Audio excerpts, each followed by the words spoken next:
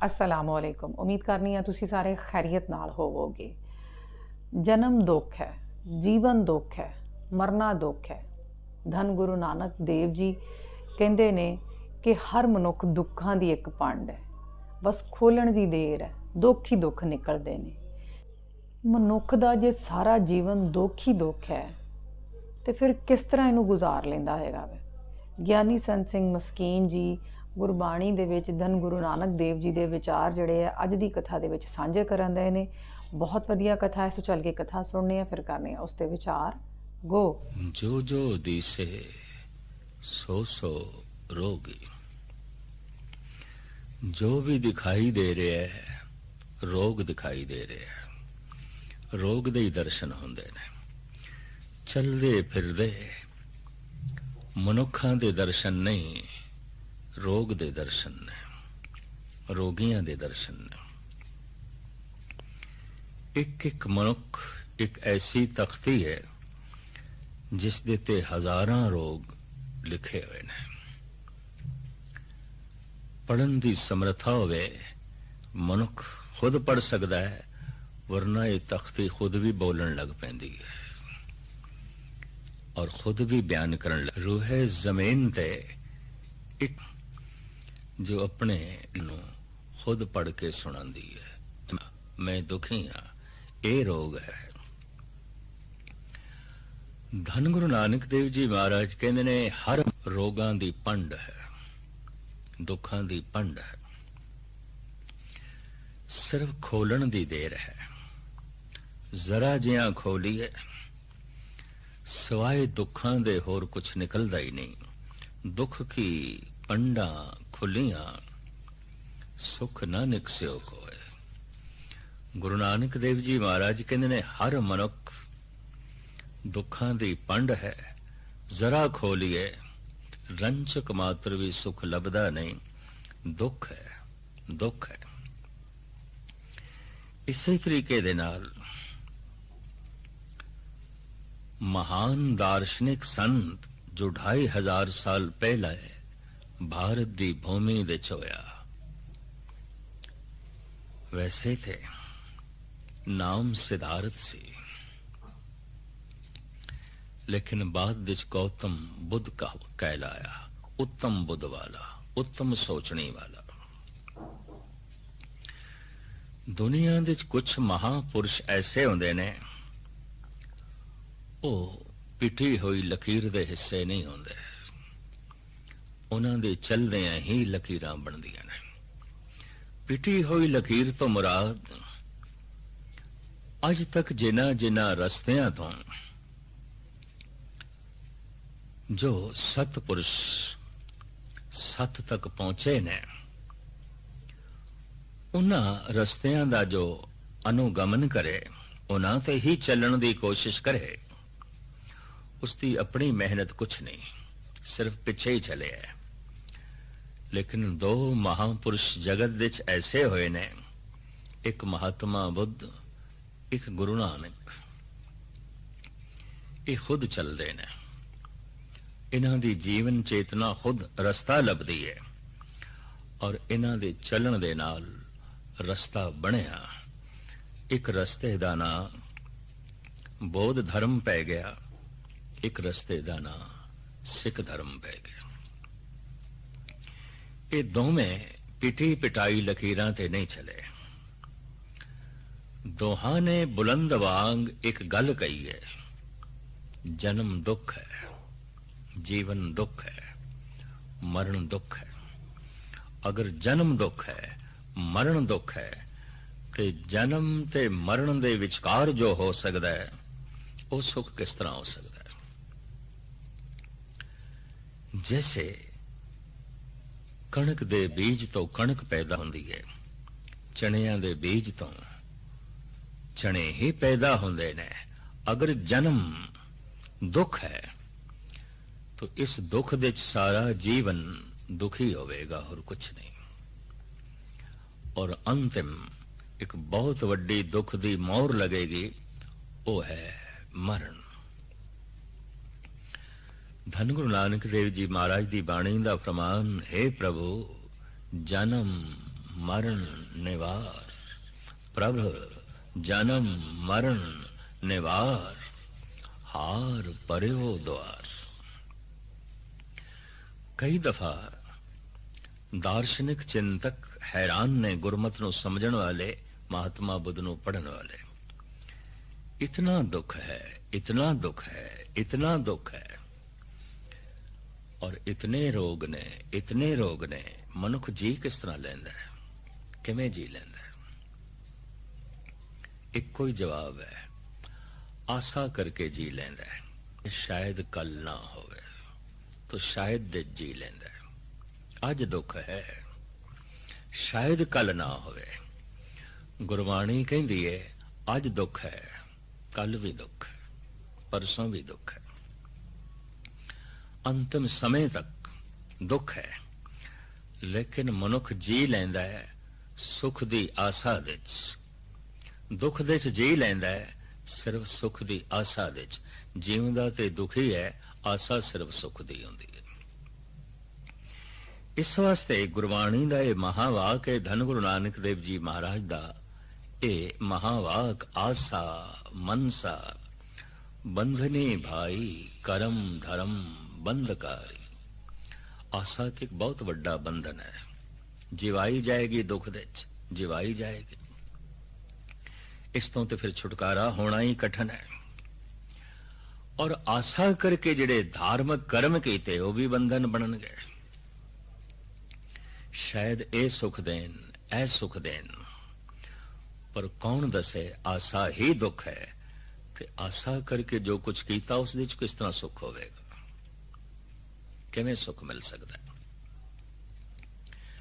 धन गुरु नानक देव जी महाराज कहंदे ने, आशा विच अत दुख गाना मनमुख चित लाया। जिसने अपने मन नूं सामने रखिया, अपनी सोच नूं सामने रखिया है, सारा जीवन आशा दे च बतीत करदा है, पर सारा जीवन फिर दुख दे च बतीत करदा है। क्योंकि सुख दी ते सिर्फ आशा है, कोल ते उसदे दुख है। एक विद्वान दा ऐसा कहना है कि एक रिष्ट पुष्ट शरीर गालबन 40 दिन रोटी तो बिना जी सकता है।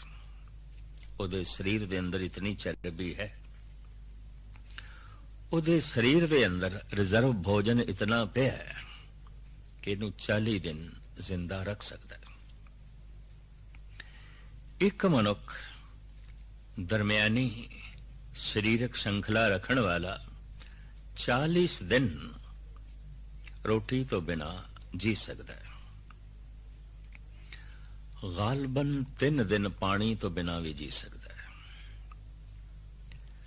प्राणायाम दी साधना करने वाले कहते ने 8 मिनट श्वासां तो बिना भी जी सकता है।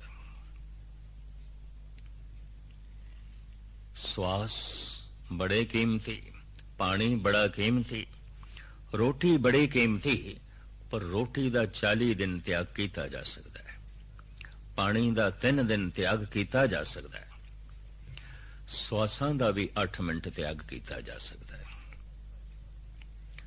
तो एक गल स्पष्ट हो गई कि मनुख 40 दिन रोटी तो बिना जी सकता है, 3 दिन पानी तो बिना जी सकता है, 8 मिनट श्वासां तो बिना भी जी सकता है, लेकिन आशा तो बिना तो 1 सेकंड भी नहीं जी सकता।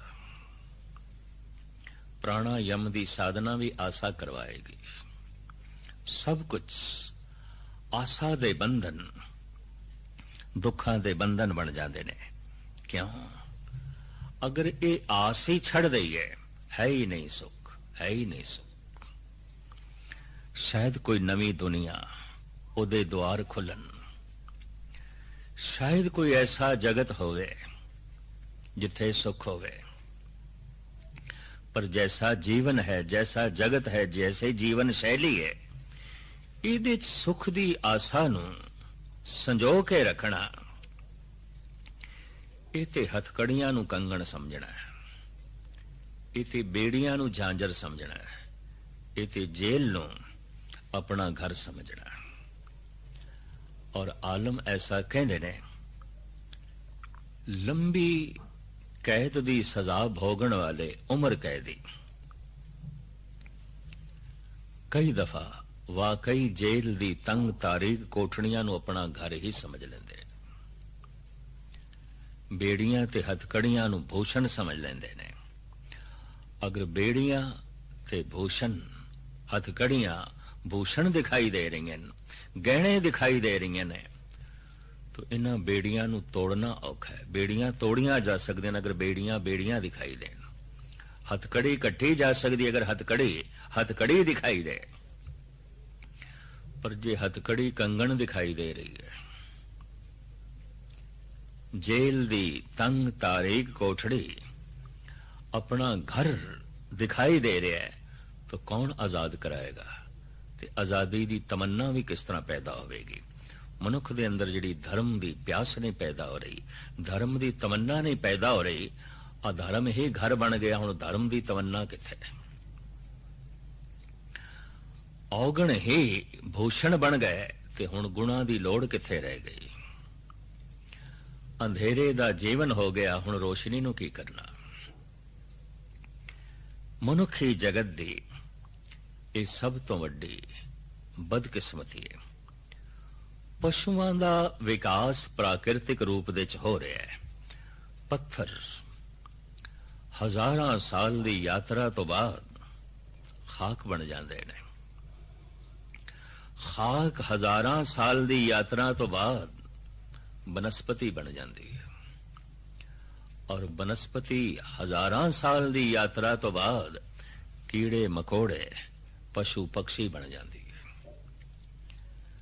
और पशु पक्षी हजारां साल दी यात्रा तो बाद एक दिन मनुख बन जाते हैं। यात्रा बड़ी लंबी है। मनुख भी रस्ते दे च है, पशु भी रस्ते दे च ने, बनस्पति भी रस्ते दे च है, पत्थर भी रस्ते दे च ने।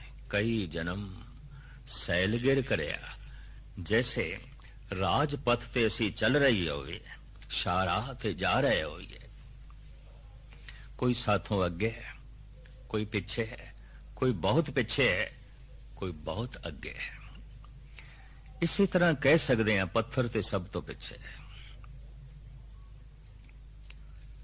पशु दे भी वैसे अखरी अर्थ ने जो पास दे च है, पिछे है। मनुख पशुआं नूं ते पिछे छोड़ आया है, पर परमात्मा होना अजे बाकी है। छोड़ आया है पशुआं नूं पिछे, लेकिन पिछे दी खिच बड़ी है, पिछे दी तलब बड़ी है। पिछला जीवन अचेत जीवन सी, ते अचेत जीवन दे च दुख नहीं सी। जैसे बेहोश मनुख दर्द ते पीड़ा तो बालातर हो जाता है। पीड़ा ते चल रही है, वेदना ते चल रही है, पर पीड़ा महसूस हो सके, वो महसूस करने का मादा ही सुता होया है। जो पीड़ा नू महसूस ही नहीं कर सकता,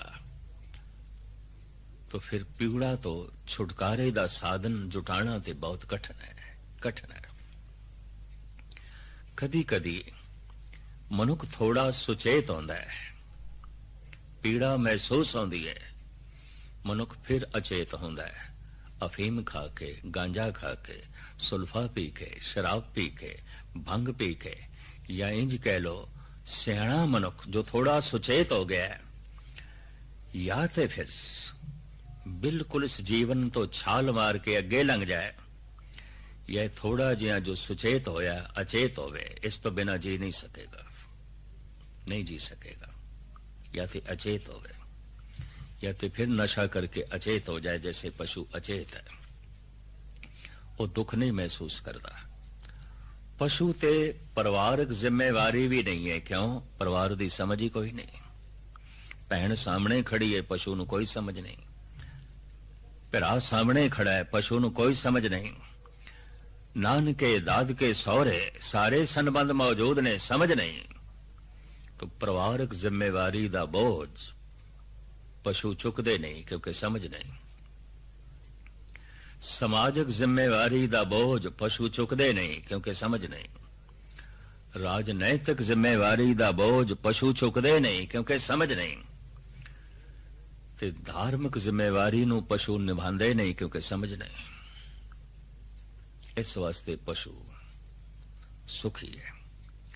ਕਈ ਦਫਾ ਮਨੁੱਖ ਅਚੇਤ ਇਸ ਵਾਸਤੇ ਹੋਣਾ ਚਾਹੁੰਦਾ ਹੈ, ਮੈਂ ਭੁੱਲ ਜਾਵਾਂ ਸਮਾਜਿਕ ਜ਼ਿੰਮੇਵਾਰੀਆਂ ਨੂੰ, ਮੈਂ ਭੁੱਲ ਜਾਵਾਂ ਧਾਰਮਿਕ ਜ਼ਿੰਮੇਵਾਰੀਆਂ ਨੂੰ, ਮੈਂ ਭੁੱਲ ਜਾਵਾਂ ਰਾਜਨੀਤਿਕ ਜ਼ਿੰਮੇਵਾਰੀਆਂ ਨੂੰ, ਮੈਂ ਫਿਰ ਪਸ਼ੂ ਹੋ ਜਾਵਾਂ, ਮੈਂ ਫਿਰ ਪਸ਼ੂ ਹੋ ਜਾਵਾਂ। ਸੁਖ ਜਾਂ ਤੇ ਅਚੇਤ ਹੋਣ ਦੇ ਚ ਹੈ, ਜਾਂ ਪਰਮ ਸੁਚੇਤ ਪੂਰਨ ਸੁਚੇਤ ਹੋਣ ਦੇ ਚ ਹੈ, ਅਰਧ ਚੇਤਨ ਦੇ ਚ ਨਹੀਂ ਹੈ। ਅਰਧ ਚੇਤਨ ਦੇ ਚ ਨਹੀਂ ਹੈ। ਅਰਧ ਚੇਤਨ ਤੇ ਅਧਰੰਗ ਹੈ। ਇੱਕ ਲੱਤ ਕੰਮ ਕਰਦੀ ਹੈ, ਦੂਸਰੀ ਨਹੀਂ, ਇੱਕ ਬਾਂਹ ਕੰਮ ਕਰਦੀ ਹੈ, ਦੂਸਰੀ ਨਹੀਂ। ਦੁੱਖ ਦਾ ਤੇ ਬੋਧ ਹੋ ਗਿਆ, ਇਸ ਤੋਂ ਛੁਟਕਾਰਾ ਕਿਵੇਂ ਹੋਵੇ, ਇਸ ਦਾ ਬੋਧ ਕੋਈ ਨਹੀਂ, ਇਸ ਦਾ ਪਤਾ ਨਹੀਂ। ਇਹਨੂੰ ਕਹਿੰਦੇ ਨੇ ਅਰਧ ਚੇਤਨ। ਪੂਰਨ ਚੇਤਨ ਜਗਤ ਦੁੱਖ ਹੈ, ਜਨਮ ਦੁੱਖ ਹੈ, ਜੀਵਨ ਦੁੱਖ ਹੈ, ਮਰਨ ਦੁੱਖ ਹੈ, ਇਸ ਦਾ ਬੋਧ ਹੈ ਔਰ ਇਸ ਦਾ ਵੀ ਬੋਧ ਹੈ। ਇਹ ਪੂਰਨ ਚੇਤਨ। ਬੜੇ ਬੜੇ ਦਾਰਸ਼ਨਿਕ, ਚਿੰਤਕ, ਫਿਲਾਸਫਰ, ਮਹਾਨ ਸਿਆਣੇ, ਗਿਆਤਾ, ਚੋਟੀ ਦੇ ਸਾਇੰਟਿਸਟ, ਇਹ ਸਾਰੇ ਦੇ ਸਾਰੇ ਅਰਧ ਚੇਤਨ ਨੇ, ਪੂਰਨ ਚੇਤਨ ਨਹੀਂ ਨੇ, ਅਰਧ ਚੇਤਨ ਨੇ। ਇਹੀ ਕਾਰਨ ਹੈ ਕਿ ਇਹਨਾਂ ਦੀ ਜ਼ਿੰਦਗੀ ਵੀ ਦੁੱਖ ਦੇ ਵਿੱਚ ਬਤੀਤ ਹੁੰਦੀ ਹੈ, ਪਰੇਸ਼ਾਨੀਆਂ ਦੇ ਵਿੱਚ ਬਤੀਤ ਹੁੰਦੀ ਹੈ। ਹੈਰਾਨ ਹਾਂ ਕਿ ਕਵੀਆਂ ਦੇ ਚੋਂ ਸਿਰਮੌਰ ਕਵੀ, ਚਾਹੇ ਹਿੰਦੀ ਦੇ ਨੇ, ਪੰਜਾਬੀ ਦੇ ਨੇ, ਉਰਦੂ ਦੇ ਨੇ ਜਾਂ ਇੰਗਲਿਸ਼ ਦੇ ਨੇ, ਕਿਸੇ ਵੀ ਭਾਸ਼ਾ ਦੇ ਚਿੰਤਕ ਕਵੀ, ਦਾਰਸ਼ਨਿਕ ਕਵੀ, ਇਹ ਕੋਈ ਸਮਾਧੀ ਲੀਨ ਨਹੀਂ ਮਿਲਣਗੇ, ਸ਼ਰਾਬਖਾਨਿਆਂ 'ਚ ਮਿਲਣਗੇ, ਪੱਬ ਦੇ 'ਚ ਬੈਠੇ ਮਿਲਣਗੇ, ਝੂਮਦੇ ਮਿਲਣਗੇ, ਡਗਮਗਾਉਂਦੇ ਮਿਲਣਗੇ। ਇਹਨਾਂ ਦੀ ਕਵਿਤਾ ਪੜ੍ਹ ਕੇ ਜ਼ਿੰਦਗੀ ਨੂੰ ਸੰਭਲਣ ਦੀ ਪ੍ਰੇਰਨਾ ਮਿਲਦੀ ਹੈ, ਪਰ ਜਿਨ੍ਹਾਂ ਦੀ ਕਵਿਤਾ ਜ਼ਿੰਦਗੀ ਦੇ ਸੰਭਲਣ ਦੀ ਪ੍ਰੇਰਨਾ ਦੇ ਰਹੀ ਹੈ, ਖੁਦ ਡਗਮਗਾ ਕੇ ਗਿਰੇ ਹੋਏ ਨੇ, ਗਿਰੇ ਹੋਏ ਨੇ, ਗਿਰੇ ਹੋਏ ਨੇ। ਕਿਉਂ? ਅਰਧ ਚੇਤਨ ਨੇ। ਜਾਂ ਤੇ ਪੂਰਾ ਅਚੇਤ ਹੈ, ਪਸ਼ੂ ਸੁਖੀ ਹੋਵੇਗਾ, ਜਾਂ ਪੂਰਨ ਸੁਚੇਤ ਹੈ, ਬ੍ਰਹਮ ਗਿਆਨੀ, ਸੰਤ, ਆਨੰਦਿਤ ਹੋਵੇਗਾ। ਅਰਧ ਚੇਤਨ ਤੇ ਦੁਖੀ ਹੋਵੇਗਾ। ਅਰਧ ਚੇਤਨ ਨੂੰ ਜ਼ਿੰਮੇਵਾਰੀ ਨਿਭਾਣੀ ਪੈਂਦੀ ਹੈ ਸਮਾਜ ਦੀ। ਅਰਧ ਚੇਤਨ ਨੂੰ ਜ਼ਿੰਮੇਵਾਰੀ ਨਿਭਾਣੀ ਪੈਂਦੀ ਹੈ ਪਰਿਵਾਰਕ, ਰਾਜਨੀਤਿਕ। ਅਰਧ ਚੇਤਨ ਦੇ ਸਾਹਮਣੇ ਧਾਰਮਿਕ ਜ਼ਿੰਮੇਵਾਰੀਆਂ ਵੀ ਨੇ। ਜਦ ਇਹ ਸਭ ਕੁਝ ਬੋਝ ਦੀ ਤਰ੍ਹਾਂ ਮਹਿਸੂਸ ਕਰਦਾ ਹੈ ਤਾਂ ਫਿਰ ਪਸ਼ੂ ਹੋ ਜਾਣਾ ਚਾਹੁੰਦਾ ਹੈ, ਫਿਰ ਪਸ਼ੂ ਹੋ ਜਾਣਾ ਚਾਹੁੰਦਾ ਹੈ। ਭਾਵੇਂ ਪ੍ਰਕਿਰਤੀ ਨੇ ਇਸ ਨੂੰ ਮਨੁੱਖ ਬਣਾਇਆ, ਇਹ ਫਿਰ ਪਸ਼ੂ ਹੋ ਜਾਣਾ ਚਾਹੁੰਦਾ ਹੈ। ਕਾਰਨ ਸੁਖ ਜਾਂ ਪਸ਼ੂ ਹੋਣ ਦੇ ਚ ਹੈ, ਆਨੰਦ ਜਾਂ ਪਰਮ ਸੁਚੇਤ ਹੋਣ ਦੇ ਚ ਹੈ। ਮਨੁੱਖ ਤੇ ਦੁਖੀ ਰਹੇਗਾ। ਮਨੁੱਖ ਅਰਧ ਚੇਤਨ ਹੈ। ਇਹ ਮਨੁੱਖ ਚਾਹੇ ਦਾਰਸ਼ਨਿਕ ਹੈ, ਚਾਹੇ ਫਿਲਾਸਫਰ ਹੈ, ਚਾਹੇ ਸਾਇੰਟਿਸਟ ਹੈ, ਚਾਹੇ ਚੋਟੀ ਦਾ ਹੁਕਮਰਾਨ ਹੈ, ਚੋਟੀ ਦਾ ਸਿਆਣਾ ਹੈ, ਚਾਹੇ ਪ੍ਰਜਾ ਦੇ ਚੋਂ ਹੈ, ਚਾਹੇ ਹੁਕਮਰਾਨਾਂ ਦੇ ਚੋਂ ਹੈ, ਸਭ ਦੁਖੀ ਨੇ, ਸਭ ਦੁਖੀ ਨੇ, ਸਭ ਦੁਖੀ ਨੇ। ਫਰਕ ਸਿਰਫ ਇਤਨਾ ਹੈ, ਕੁਝ ਕਬੂਲ ਕਰ ਲੈਂਦੇ ਨੇ, ਕੁਝ ਕਬੂਲ ਨਹੀਂ ਕਰਦੇ ਨੇ।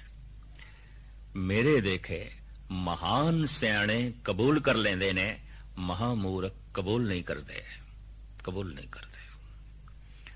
ਔਰ ਫਿਰ ਜੀਵਨ ਦੁੱਖ ਵਿੱਚ ਬਤੀਤ ਹੁੰਦਾ ਹੈ। ਜਦ ਮੈਂ ਬੇੜੀਆਂ ਨੂੰ ਬੇੜੀਆਂ ਹੀ ਨਹੀਂ ਮੰਨਦਾ, ਜਦ ਮੈਂ ਜੇਲ੍ਹ ਨੂੰ ਜੇਲ੍ਹ ਹੀ ਨਹੀਂ ਮੰਨਦਾ, ਜਦ ਮੈਂ ਹੱਥਕੜੀਆਂ ਨੂੰ ਹੱਥਕੜੀਆਂ ਹੀ ਨਹੀਂ ਮੰਨਦਾ, ਤਾਂ ਇਹਨਾਂ ਨੂੰ ਤੋੜ ਕੇ ਆਜ਼ਾਦ ਹੋਣ ਦਾ ਫਿਰ ਤੇ ਖਿਆਲ ਵੀ ਨਹੀਂ ਪੈਦਾ ਹੋ ਸਕਦਾ, ਫਿਰ ਤੇ ਯਤਨ ਤੇ ਕੋਸ਼ਿਸ਼ ਵੀ ਨਹੀਂ ਹੋ ਸਕਦੀ। तो मनुखता ऐसा यतन कर रही होवे, दिखाई नहीं दे रही। जगत ते दुख है। बाबा फरीद कहते ने, आम लोकां दी तरह मैनू भी एक भुलेखा सी, मैं दुखी हाँ, बाकी ते मौजां ही करदे पए ने, क्योंकि जिस कोल हाल पुछदे हैं की हाल चाल है, मौजां च बड़े आनंदित। हुण फरीद जैसा पुरुष गलत बयानी ते कर नहीं सकता। तो फरीद कहंदा फिर मैं ये धारणा बनाई सिर्फ दुखी ते मैं हाँ, बाकी ते सब मौजां करदे पैण, क्योंकि जिस कोल पुछदे हाँ मौज दे चा, आनंद दे चा। पर ये भ्रांति अज मिट गई। फरीदा मैं जानिया दुख मुझको, दुख सबाया जग, उच्चे चढ़ के देखिया तां घर घर एहा अग। मैं निवाण विच खड़ा सी, लोकां दे घर नहीं दिखाई देंदे सन। दरअसल उच्चे चढ़े बिना लोकां नूं समझना औखा है। जितने चिर तक कोई मनुखता तो उच्चा ना उठे, ते मनुखता तो भी कोई उच्चे हैं, देवते उच्चे ने, संत उच्चे ने। जब कोई समझ नूं उच्चा करदा है, मनुख दी समझ तो उच्चा करदा अपने आप नूं, फिर उच्चे चढ़ के देखिया तां घर घर एहा अग। जैसे उच्ची इमारत ते खड़े हो जाइए ते सारा शहर दिखाई देंदा है। किस किस घर विच धुआं निकल रहा है यह भी दिखाई देंदा है। सारे घरां विच धुआं निकल रहा होवे यह भी दिखाई देंदा है। बाबा फरीद कहंदे ने ज्यों मैं उच्चा चढ़िया हर घर विच भांबड़ बलदे होए दिखाई दिते। हर मनुख दुखां दी भट्ठी विच जल रहा है, सड़ रहा है, पीड़ित है। ये पीड़ा राज सता नाल भी नहीं मिटनी। अगर मिट जाती तो सिंघासन छोड़न दी लोड़ नहीं सी गौतम बुद्ध नूं, भरतरी नूं, गोपी चंद नूं। ये पीड़ा परिवारक संबंधां नाल भी नहीं मिटेगी, वरना सारे गृहस्थी सुखी होने चाहिए सन, होने चाहिए सन। ये गल वखरी है कि परिवार दे सारे संबंध मनुख ने इसे ही कल्पना करके जोड़े ने कि सुखां दे संबंध ने। और यह हकीकत है, मनुख नूं पुत्र दी लोड़ नहीं, बिल्कुल लोड़ नहीं है, सुख दी लोड़ है। उसे पुत्र तो पीड़ा मिलन लग पवे, दुख मिलन लग पवे, संबंध दुश्मनी विच बदल जांदे ने, रिश्तियां दराड़ पै जांदी है। मनुख नूं भरा नहीं चाहिए, सुख चाहिए। अगर भरा तो दुख मिल रहा है तो भाईचारा खत्म हो गया, सामने ते दुश्मन खड़ा है। मनुख नूं मां बाप भी नहीं चाहिए, सुख चाहिए। मां तो पीड़ा मिल रही है, पिता तो दुख मिल रहा है। संबंधां विच विछिन्न होंदे जद कोई मां पुत्र दे समाजिक जीवन विच बहुत मदाखलत करन लग पवे, और ये मदाखलत जद उसनूं दीवार दी तरह खड़कदी है, तो पुत्र भी समझ लेंदा है ये मां मेरे लिए बाधा है, ये ना होवे तो ठीक है, एक पासे हो जाए तो ठीक है। और इसे तरीके नाल मनुख नूं पिता नहीं चाहिए, सुख चाहिए। मनुख नूं मित्र नहीं चाहिए, सुख चाहिए। मनुख नूं पत्नी भी नहीं चाहिए, सुख चाहिए। यूरोप विच गालबन 45% शादियां तलाक हो जांदियां, और अमेरिका दे कैलीफोर्निया सूबे विच 83% शादियां तलाक हो जांदियां, टुट जांदियां। एक सूबा कारण मनुख नूं पति नहीं चाहिए, पत्नी नहीं चाहिए। हकीकत है, चाहे कोई कितना आखे मैनू पत्नी नाल बहुत प्यार है, पति नाल बड़ी गहरी सांझ है, मनुख नूं पत्नी नहीं चाहिए, सुख चाहिए। मनुख नूं पति नहीं चाहिए, सुख चाहिए। पत्नी तो दुख मिल रहा है, पति तो कलेश मिल रहा है। रिश्तियां दे दराड़ पैंदे ते तलाक तक नौबत पहुंचदियां देर नहीं लगेगी। मनुख नूं धन भी नहीं चाहिए, सुख चाहिए। किसी डाकू ने सीने दे उत्ते आके पिस्टल रखे और आख्या जेब दे जितना धन है दे। अगला कहंदा ऐ लै छड्ड मैनू। मनुख नूं धन भी नहीं चाहिए, सुख चाहिए। मनुख नूं जीवन नहीं चाहिए, जिंदगी नहीं चाहिए, सुख चाहिए। जिस दिन पता चल जाए जिंदगी ही पीड़ा है, जिंदगी ही दुख है, तो खुदकशी करदियां भी देर नहीं लगती। ਆਤਮ ਹੱਤਿਆ ਕਰਦਿਆਂ ਵੀ ਦੇਰ ਨਹੀਂ ਲੱਗਦੀ, ਜ਼ਿੰਦਗੀ ਨੂੰ ਛੋੜਦਿਆਂ ਵੀ ਦੇਰ ਨਹੀਂ ਲੱਗਦੀ। ਮਿਲਣਗੇ ਇਸ ਤਰ੍ਹਾਂ ਦੇ ਦੁਨੀਆ ਦੇ ਵਿੱਚ ਬੰਦੇ। ਕਿਸੇ ਨੇ ਮਾਂ-ਬਾਪ ਨੂੰ ਛੋੜਿਆ, ਕਿਸੇ ਨੇ ਭਰਾ ਨੂੰ ਛੋੜਿਆ, ਕਿਸੇ ਨੇ ਮਿੱਤਰਾਂ ਨੂੰ ਛੋੜਿਆ, ਕਿਸੇ ਨੇ ਪੁੱਤਰਾਂ ਨੂੰ ਛੋੜਿਆ, ਕਿਸੇ ਨੇ ਪਤਨੀ ਨੂੰ ਛੋੜਿਆ, ਕਿਸੇ ਨੇ ਪਤੀ ਨੂੰ ਛੋੜਿਆ, ਕਿਸੇ ਨੇ ਧਨ ਸੰਪਦਾ ਨੂੰ ਛੋੜਿਆ, ਪਰ ਕਿਸੇ ਨੇ ਤੇ ਆਪਣੀ ਜ਼ਿੰਦਗੀ ਨੂੰ ਹੀ ਛੋੜ ਦਿੱਤਾ, ਉਹਦਾ ਹੀ ਤਿਆਗ ਕਰ ਦਿੱਤਾ। ਨਹੀਂ ਚਾਹੀਦੀ ਹੈ ਜ਼ਿੰਦਗੀ। ਪ੍ਰਾਣਾਂ ਦੇ ਵਿੱਚ ਪਿਆਸ ਤੇ ਹੈ ਸੁਖ ਦੀ, ਤਲਾਸ਼ ਤੇ ਹੈ ਸੁਖ ਦੀ, ਪਰ ਝੋਲੀ ਦੇ ਸਿਵਾਏ ਦੁੱਖਾਂ ਤੋਂ ਹੋਰ ਹੈ ਕੁਛ ਨਹੀਂ। ਕਹਿੰਦੇ ਨੇ ਤਲਾਸ਼ ਹੀ ਲਾਜ਼ਮੀ ਨਹੀਂ, ਤਲਾਸ਼ ਸਹੀ ਥਾਂ ਤੇ ਕੀਤੀ ਜਾਏ ਇਹ ਵੀ ਬੜੀ ਲਾਜ਼ਮੀ ਹੈ। ਜੈਸੇ ਕੋਈ ਰੇਤ ਨੂੰ ਕੋਲੂ ਦੇ ਚ ਪਾ ਕੇ ਤੇਲ ਕੱਢਣ ਦੀ ਕੋਸ਼ਿਸ਼ ਕਰੇ, ਚਾਹੀਦਾ ਤੇ ਤੇਲ ਹੈ, ਪਰ ਰੇਤ ਨੂੰ ਪੀਣ ਨਾਲ ਤੇਲ ਨਹੀਂ ਮਿਲਦੇ, ਤਿਲਾਂ ਨੂੰ ਪੀਣ ਨਾਲ ਤੇਲ ਮਿਲਦੇ ਨੇ। ਤਲਾਸ਼ ਤੇ ਠੀਕ ਹੈ, ਚਾਹਤ ਤੇ ਠੀਕ ਹੈ, ਪਰ ਚਾਹਤ ਦਾ ਠੀਕ ਹੋਣਾ ਹੀ ਕਾਫੀ ਨਹੀਂ। ਚਾਹਤ ਦੀ ਜਿੱਥੋਂ ਸਹੀ ਢੰਗ ਨਾਲ ਪੂਰਤੀ ਹੋ ਸਕਦੀ ਹੈ, ਇਸ ਦਾ ਬੋਧ ਹੋਣਾ ਵੀ ਬੜਾ ਲਾਜ਼ਮੀ ਹੈ, ਬਹੁਤ ਲਾਜ਼ਮੀ ਹੈ।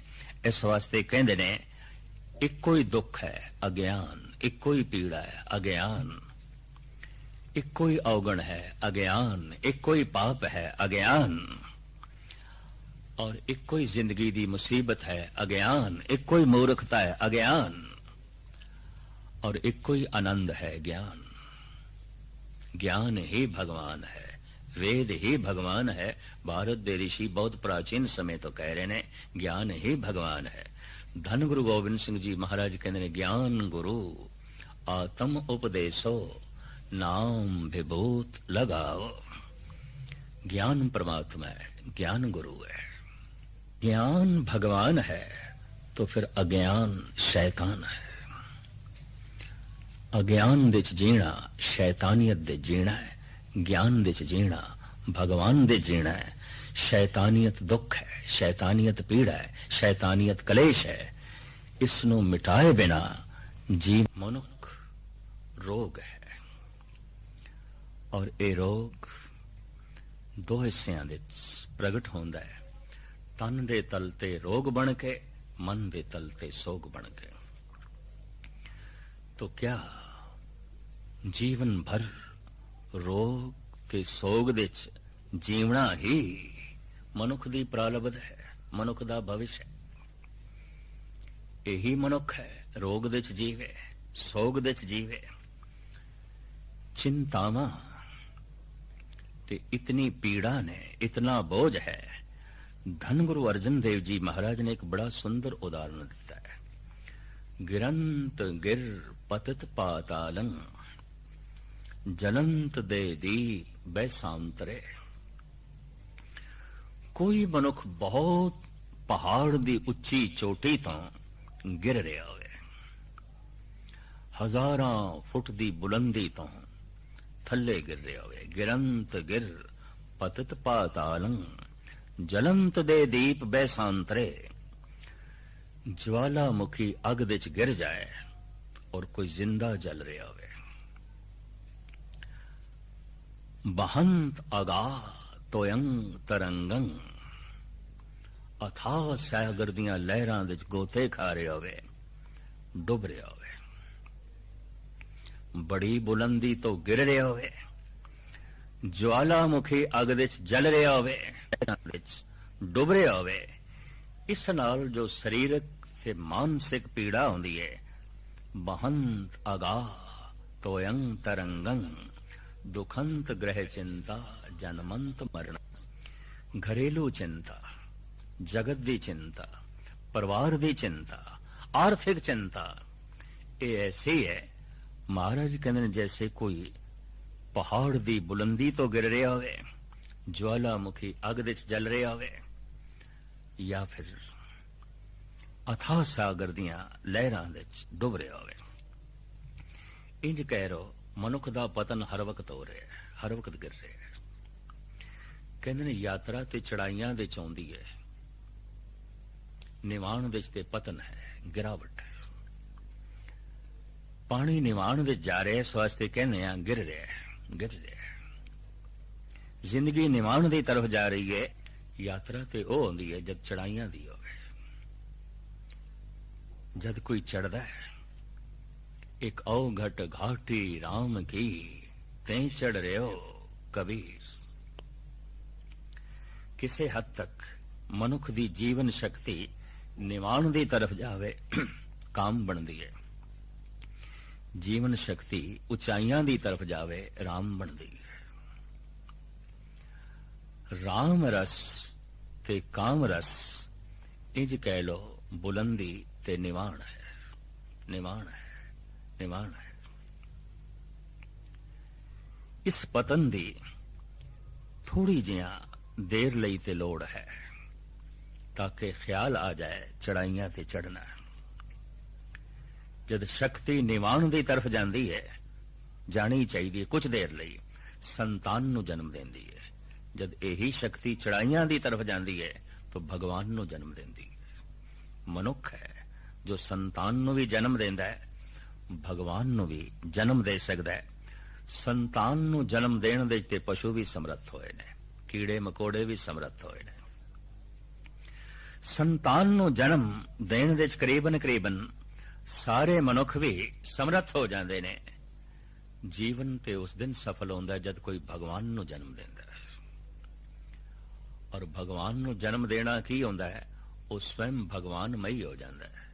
अब तो जाए चढ़े सिंहासन, मिले हैं सारंग पानी, राम कबीरा एक भय हैं, कोई न सके पछानी। हुण इत्थे प्रश्न खड़ा होंदा है, अगर जीवन रोग है ते मन सोग है, तन रोग है, तो फिर की करिए? रोग दे च जीवी है, सोग दे च जीवी है। इस तो छुटकारा हो सकता है बस धार्मिक ज्ञान ते जगत दे ज्ञान दे च यही अंतर है। फ्राइड जैसा दार्शनिक कहता है काम दे ते जीवना ही पेगा, हंकार दे ते जीवना ही पेगा, लोभ दे ते जीवना ही पेगा। ये मनुख दी शक्ति है और अपनी शक्ति नाल लड़ के मनुख बच नहीं सकता। ये तो एक महान ताकत है। लोभ इस को कुछ करवाना चाहता है, हंकार इस को बहुत कुछ करवावेगा, काम भी इस को बहुत कुछ करवावेगा। इस देश ते जीवना पेगा। बस भारत दा मनीष कहता नहीं, इस तो बचिया जा सकता है, इस तो उच्चा उठिया जा सकता है। करीबन करीबन पश्चिमी विद्वान ऐसा कहते ने कि भारत दे मनीष बहुते कल्पनावां विच ने, कल्पनावां विच ने। ते भारत दी मनीष दी भाषा जे बोलीए ते कह सकते हैं पश्चिमी विद्वान किसी हद तक भुलेखे विच ने, अज्ञान विच ने, नासमझी विच ने, दानिशमंदी नहीं है, दूरदृष्टि नहीं है। वो ते कह रहे ने ये भारत दे मनीष कल्पना दी दुनिया दे जी रहे ने, कल्पना दी दुनिया जी रहे ने। पर कौन इन्हां नूं दसे? कहंदे ने उस दी ते कल्पना भी नहीं की जा सकती जो है नहीं, जो है नहीं। अगर प्यास है तो पानी जरूर है, भुख है तो भोजन जरूर है। जीवन दे परम सुख दी जे प्यास है तो परम सुख है, परम सुख है। परम आनंद दी जे तड़प है तो फिर परम आनंद है। वो कहते ने टोल टोल के खोज खोज के ऐसा देखा धन मिले, संपदा मिली है, और तरह तरह के पदार्थों के अंबार लगे ने, सुख ते नहीं मिले, किधरे भी नहीं मिले। अधूरी सच्चाई ते उन्होंने भी कबूल। हुण ते मेडिकल साइंस भी कह रही है कि 60% बीमारियां साडे काबू विच नहीं ने, नहीं ने। मानसिक रोग विच जीवना बस यही मनुख दी जिंदगी है और कुछ भी नहीं है। पर धन गुरु नानक देव जी महाराज कहते नहीं, एक परम जीवन है, ऐसा जीवन जिहदे च जन्म दा दुख नहीं है, जिहदे च मरण दा दुख नहीं है, और जिस दे च तीजा दुख बुढ़ेपे दा रोग भी नहीं है।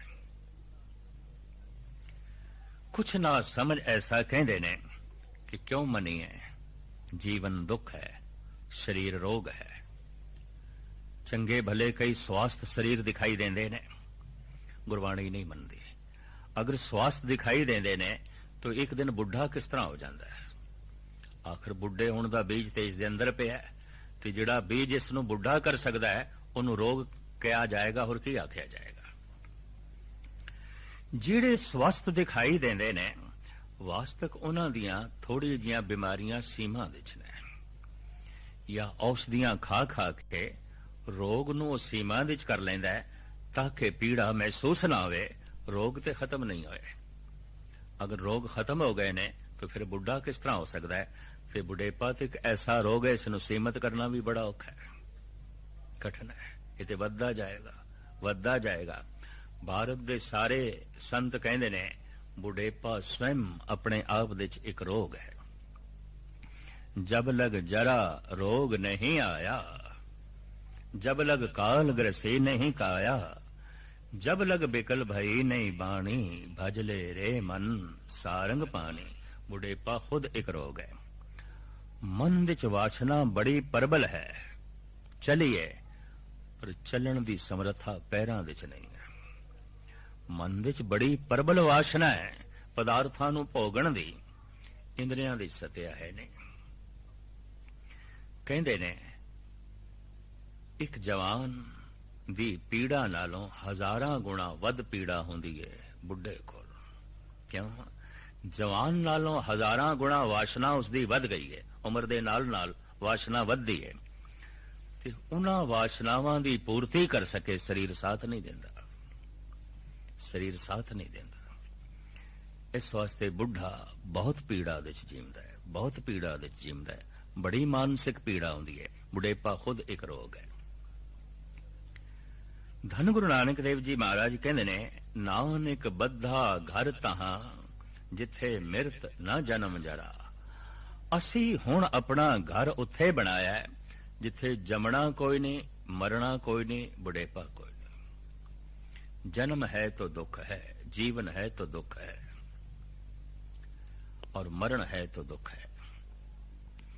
तो प्रश्न खड़ा होंदा है, जीवन दे होंदे होया जीवन तो छुटकारा किवें मिले? मौत दे होंदे होया मौत तो किवें बचीए? और जन्म हो गया है, इनू भुलाइए किस तरह, किवें भुलाइए?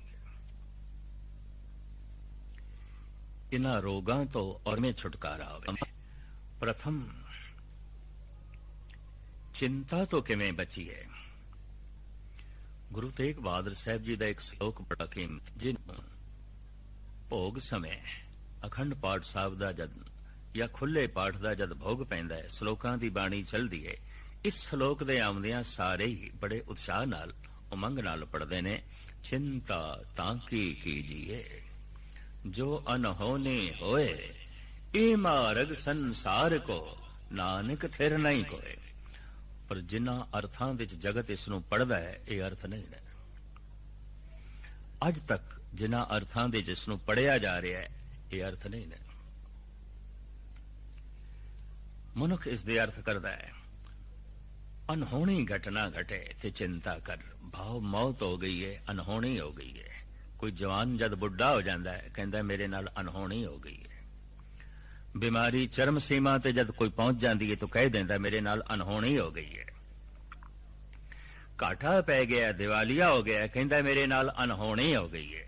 उसदी कर जो अनहोनी आउंदी है। श्लोक दे ए अर्थ कीते जांदे ने, ए अर्थ नहीं ने। चिंता तांकी कीजिए जो अनहोनी होए। विश्राम नाल पढ़ना पवेगा। प्रथम ये देखना पेगा चिंता किस गल दी है। चिंता दे कारण दो ने। कम से कम मेरे नाल ऐसा नहीं होना चाहिए, ये मनुख दी चाहत है।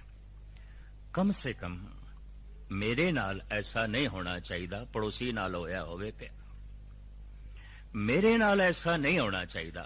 पर अंदर चिंता बनी हुई है, किधरे हो ना जाए, किधरे हो ना जाए, हो ना जाए। दूसरा, ऐसा होना ही चाहिए, मैं चाहना मेरी इच्छा है, मेरी तलब है, मेरी चाहत है, मेरी ख्वाहिश है, ऐसा होना ही चाहिए, पर अंदर चिंता बनी हुई मता ना होवे, मता ना होवे। चिंता दे ये दो कारण ने। ऐसा नहीं होना चाहिए, मैं नहीं चाहता। ऐसा होना ही चाहिए, मैं चाहना।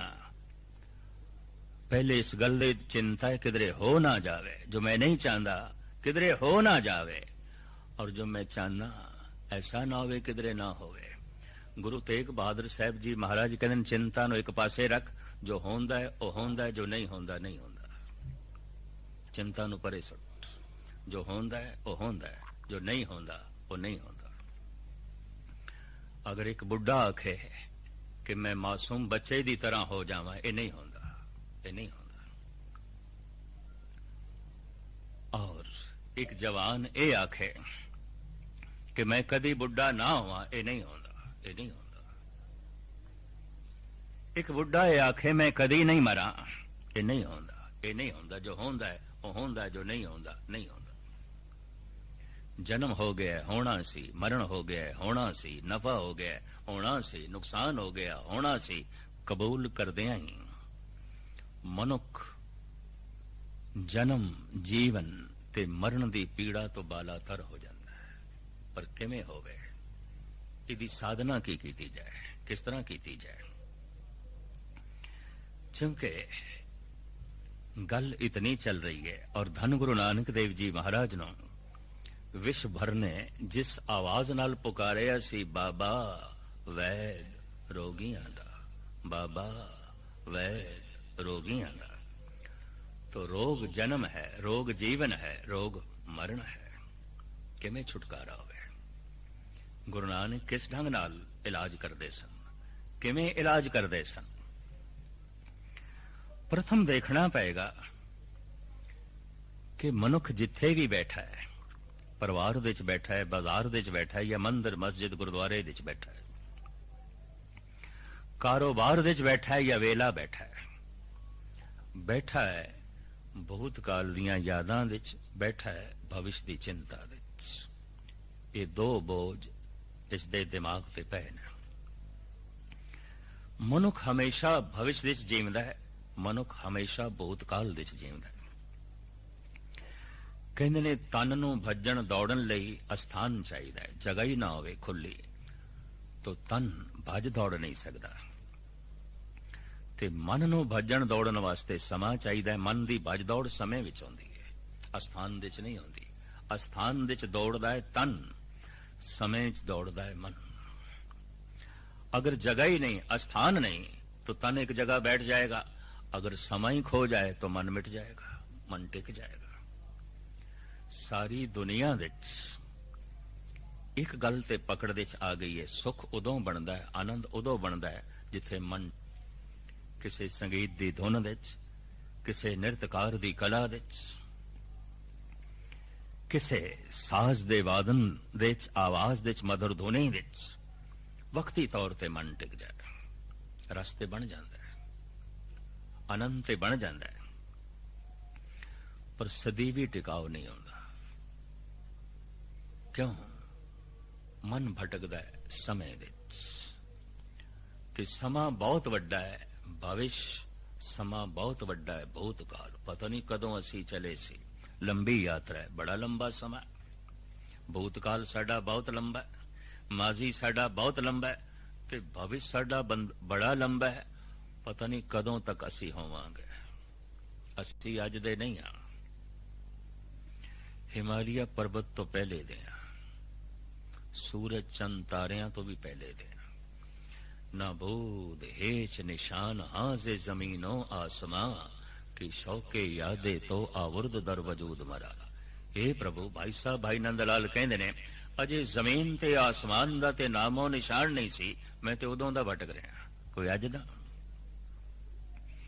ऐसा एक सूफी संत ने भी आखे, आदम न बूदो मन बूदम, हवा न बूदो मन बूदम, ई कस न बूदो मन बूदम, मन आशिके देरी नाम। ऐ खुदा, कोई मैं अज दा आशिक हां, अज दी तेरी तलाश कर रहे हैं।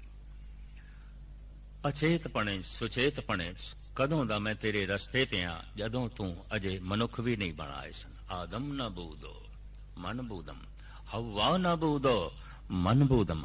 ਅਜੇ ਮਾਇਆ ਰੂਪੀ ਸੰਸਾਰ ਵੀ ਤੂੰ ਨਹੀਂ ਬਣਾਇਆ ਸੀ, ਮੈਂ ਹੈ ਸੀ। ਈ ਕਸ ਨਾ ਬੂਦੋ ਮਨ ਬੂਦਮ, ਮਨ ਆਸ਼ਕੇ ਦੇ ਰੀਨਾਮ। ਇਹ ਆਕਾਰ ਨਹੀਂ ਸੀ, ਹੇ ਨਿਰੰਕਾਰ, ਮੈਂ ਵੀ ਨਿਰਾਕਾਰ ਹੋ ਕੇ ਵਿਚਰਦਾ ਪਿਆ ਸੀ ਤੇ ਭਟਕਦਾ ਪਿਆ ਸੀ। ਮੈਂ ਤੇ ਕਦੋਂ ਦਾ, ਅੱਜ ਦਾ ਥੋੜੀ ਆ। ਮਨ ਨੂੰ ਭਟਕਣ ਲਈ ਸਮਾਂ ਚਾਹੀਦਾ ਹੈ, ਭੂਤਕਾਲ, ਭਵਿਸ਼। ਧਰਮ ਕਹਿੰਦਾ ਹੈ ਭੂਤਕਾਲ ਤੇ ਭਵਿਸ਼ ਦੀਆਂ ਹੀ ਜੋ ਹੈ ਚਿੰਤਾਵਾਂ ਤੋਂ ਇੱਕ ਪਾਸੇ ਹੋ। ਮਨ ਨੂੰ ਲਿਆ ਕਿੱਥੇ ਲਿਆ? ਵਰਤਮਾਨ ਦੇ ਵਿੱਚ।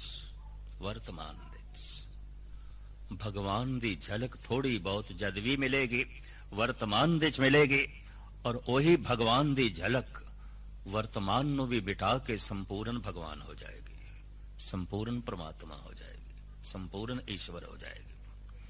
ਪਰ ਸਵਾਲ ਇਹ ਪੈਦਾ ਹੁੰਦਾ ਹੈ ਭਵਿਸ਼ ਨੂੰ ਔਰ ਭੂਤਕਾਲ ਨੂੰ ਕਿਵੇਂ ਮਿਟਾਈਏ?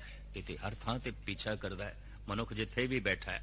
ਬਸ ਇਤਨਾ ਹੀ ਸਮਝ ਲਓ, ਚਾਹੇ ਉਹ ਦਾਰਸ਼ਨਿਕ ਹੈ, ਚਿੰਤਕ ਹੈ, ਧਨਵਾਨ ਹੈ, ਗੁਣਵਾਨ ਹੈ, ਮੂਰਖਾਂ 'ਚ ਬੈਠਾ ਹੈ, ਭਵਿਸ਼ ਦੀ ਚਿੰਤਾ 'ਚ ਬੈਠਾ ਹੈ, ਰਾਜਾ ਹੈ, ਭਿਖਾਰੀ ਹੈ, ਭੂਤਕਾਲ ਦੀਆਂ ਯਾਦਾਂ ਵਿੱਚ ਬੈਠਾ ਹੈ। ਕਿਉਂਕਿ ਮਨ ਨੂੰ ਦੌੜਨ ਤੇ ਭੱਜਣ ਲਈ ਸਮਾਂ ਚਾਹੀਦਾ ਹੈ। ਭੂਤਕਾਲ ਬਹੁਤ ਲੰਬਾ ਹੈ, ਭਵਿਸ਼ ਬਹੁਤ ਲੰਬਾ ਹੈ।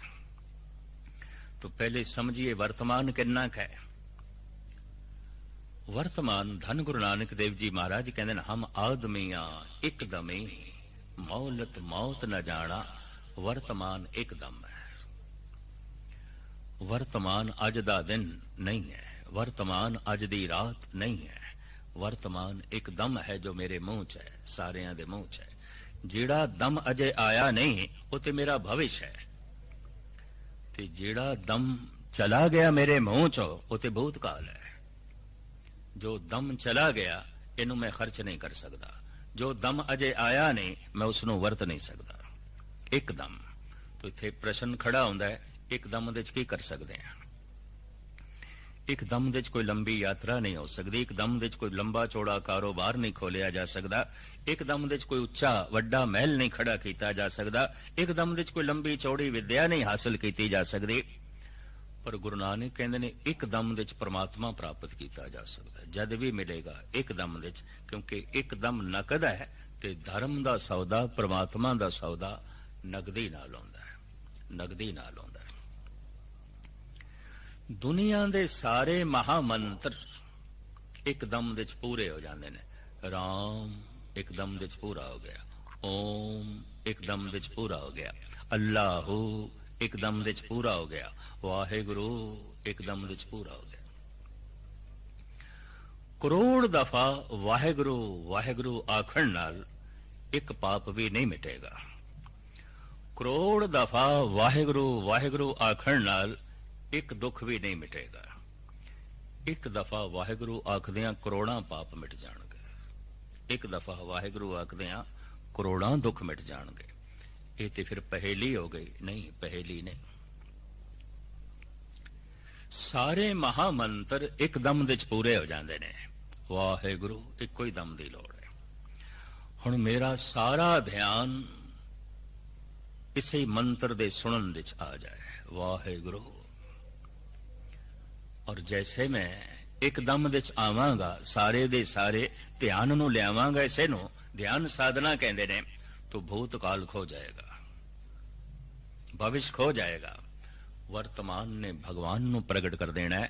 श्री कबीर कहंदे ने, बेद कतेब इफ्तरा भाई, दिल का फिक्र न जाए, टुक दम करारी जो करो, हाजिर हजूर खुदाए। एकदम दे टिक जाओ, खुदा हाजिर नाजर है, परमात्मा हाजिर नाजर है। धर्म दी सारी साधना है कि किसी तरीके नाल वर्तमान दे आईए। बड़े बड़े दार्शनिक वर्तमान दे नहीं जीवदे, भविष्य दीयां चिंतावां दे जीवदे ने। बड़े बड़े सियाणे मनुख वर्तमान दे नहीं आउंदे, भूतकाल दीयां यादां च बैठे हुंदे ने। और एक दफा मनुख वर्तमान दे आ जाए ते वर्तमान सिर्फ एक दम है, उस दे आउंदियां मनुख तन ते मन तो उच्चा उठ जाता है। तन रोग है ਮਨ ਸੋਗ ਹੈ, ਰੋਗ ਸੋਗ ਤੋਂ ਉੱਚਾ ਉੱਠ ਜਾਂਦਾ ਹੈ। ਰੋਗ ਸੋਗ ਦੁੱਖ ਜਰਾ ਮਰਾ, ਹਰ ਜਨੇ ਨਹੀਂ ਨਿਕਟਾਨੇ। ਉਸ ਹਰੀ ਜਨ ਦੇ ਨੇੜੇ ਫਿਰ ਦੁੱਖ ਰੋਗ ਸੋਗ ਜਨਮ ਮਰਨ ਸਭ ਮਿਟ ਜਾਂਦਾ ਹੈ। ਨਾਨਕ ਬੱਦਾ ਘਰ ਤਹਾਂ, ਜਿੱਥੇ ਮਿਰਤ ਨਾ ਜਨਮ ਜਨਾ। ਇੱਕ ਵਰਤਮਾਨ ਦੇ ਚ ਆਉਂਦਿਆਂ ਅਗਲਾ ਜਨਮ ਨਹੀਂ ਹੋਵੇਗਾ, ਮਰਨ ਨਹੀਂ ਹੋਵੇਗਾ।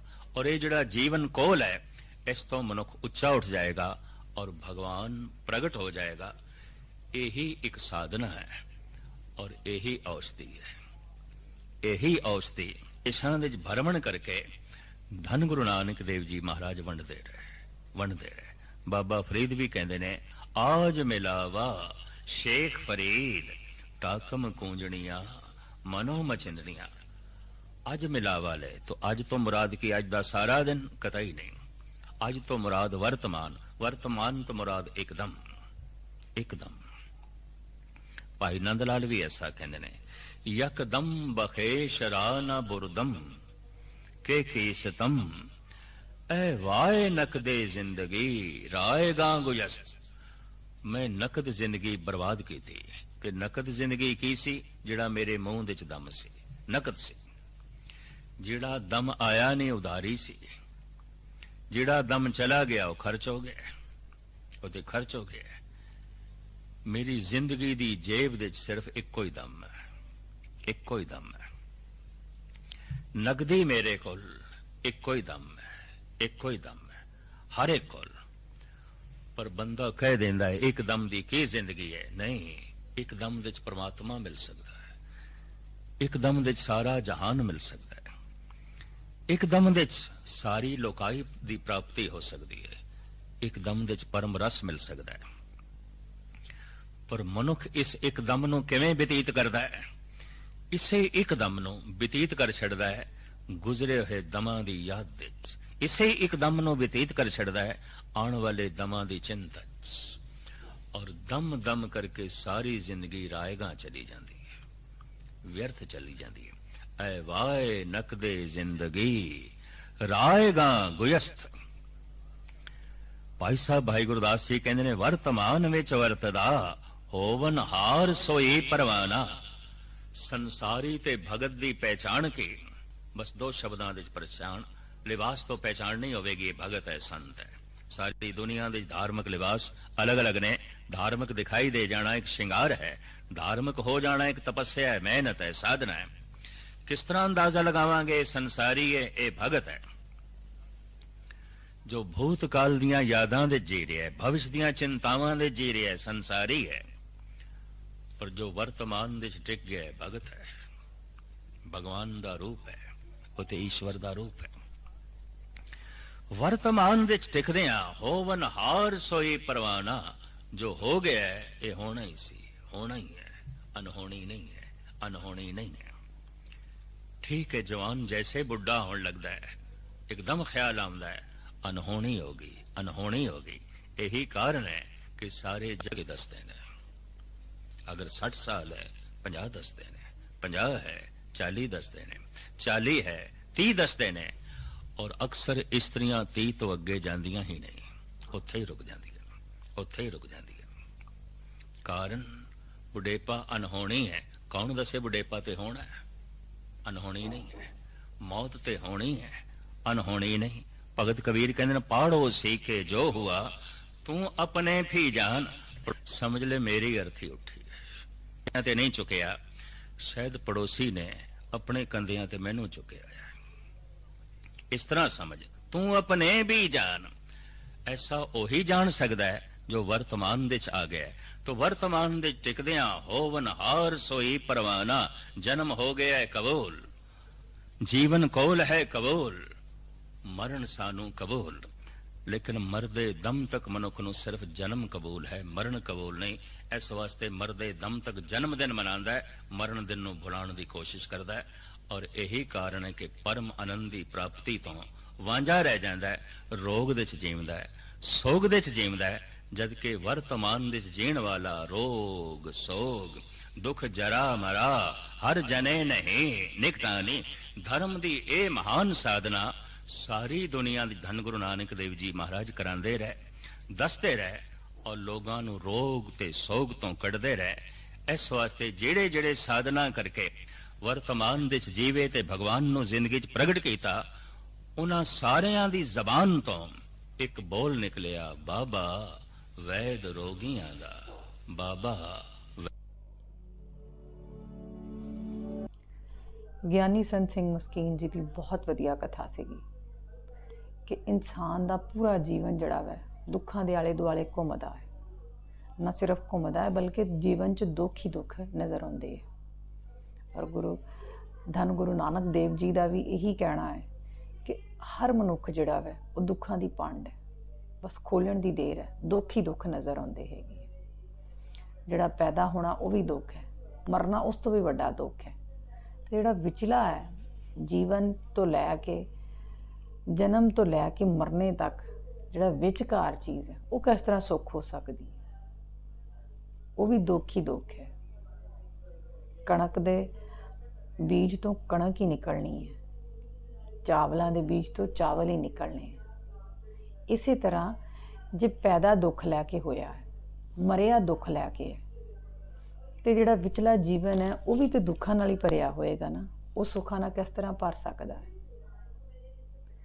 ਪਰ ਧੰਨ ਗੁਰੂ ਨਾਨਕ ਦੇਵ ਜੀ ਦੇ ਗੁਰਬਾਣੀ ਦੇ ਵਿੱਚ ਜਿਹੜੇ ਵਿਚਾਰ ਨੇ, ਕਹਿੰਦੇ ਹੈ ਕਿ ਹਰ ਮਨੁੱਖ ਜਿਹੜਾ ਹੈ ਬੇਸ਼ੱਕ ਦੁੱਖਾਂ ਦੀ ਪੰਡ ਹੈ, ਪਰ ਜਿਹੜੀ ਆਸ ਹੈ ਨਾ, ਆਸ ਉਹਨੂੰ ਜਿਉਣ ਦਾ ਹੌਸਲਾ ਦਿੰਦੀ ਹੈ।